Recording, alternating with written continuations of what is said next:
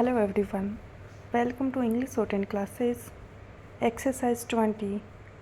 Get ready for the dictation. Start. Madam, I beg to move that the bill to provide for the redressal of grievances of employees in hospitals and certain other institutions and for matters connected there with or incidental thereto be taken into consideration.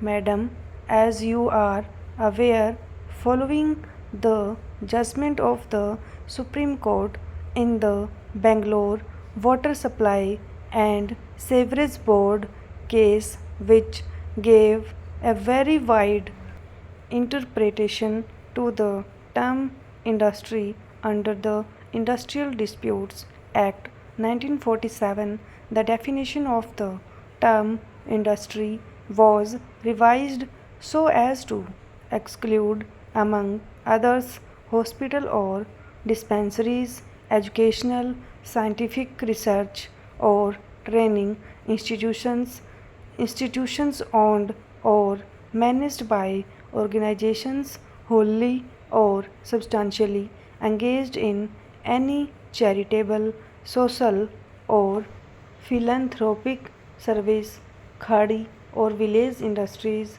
any activity of the government relatable to the sovereign functions of the government, including all the activities carried on by the Department of Central Government dealing with defense research, atomic energy, and space.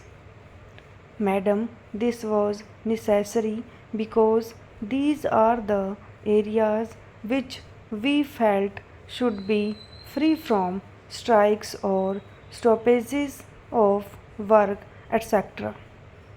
In the interest of general public promotion of voluntary effort, efficient discharge of the sovereign functions, administrative, legislative, and judicial of the government, and also with a view to protecting vulnerable sections of industry.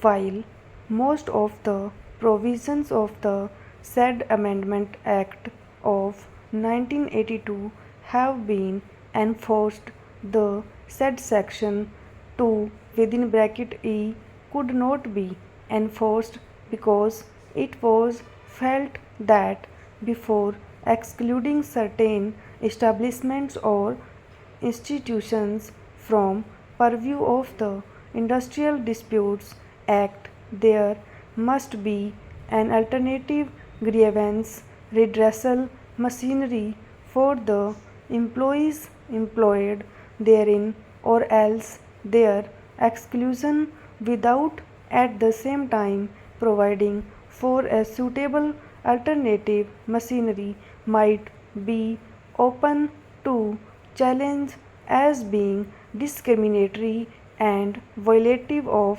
Article 14 of the Constitution of India.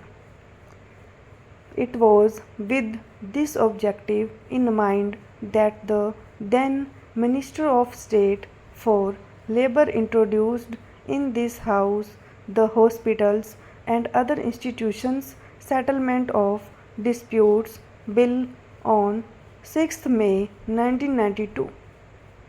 Divergent points of view were expressed in the course of the debate on this bill. Representatives of the voluntary organization, etc., were also heard, and the then minister gave an assurance that he would discuss the matter with the trade union leaders. In pursuance of that assurance, meetings were held with the representatives of the central workers' organizations in July August 1995. In the light of the discussions held with different persons concerned, we have now brought forward another bill which is much simpler than the previous one and embodies for the employees concerned a machinery which would be largely internal to each organization. The bill which is now before the House is in pursuance of government's desire to provide for a proper procedure and machinery for the redressal of individual and collective grievances. The arrangements proposed are more conducive and less cumbersome than the procedure incorporated in the Industrial Disputes Act 1947. This bill provides for two types of machinery, one for the redressal of individual grievances and the other for collective grievances. Individual grievances will be looked into by the Grievance Redressal Authority against whose orders an appeal will lie to the Appellate Authority. If any aggrieved party is not satisfied with the decision of the Grievance Redressal Authority or the Appellate Authority, it is free to approach an independent tribunal whose decisions would be binding. All these authorities would be required to pass an order within a specified time. As regards collective grievances, these would be looked into by a management council, a bipartite machinery comprising the representatives of the employers and the employees. Where a management council fails to settle any collective grievance within a specified period, there is a provision for reference of the grievance to an agreed arbitrator, failing which the grievance could be referred to a board of arbitrators headed by a judicial officer appointed by the appropriate government. In order to give relief to the smaller establishment, we do not propose to apply the proposed legislation to establishments employing less than 10 persons. We also propose to exclude from its purview establishments owned or controlled by government.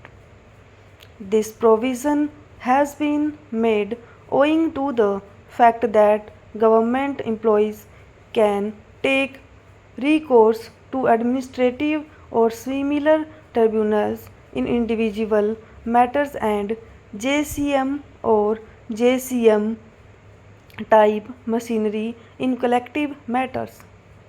We also propose to exclude societies registered under the Societies Registration Act 1860 subject to certain conditions, one of these being that if they are entirely financed by the government, they would be excluded.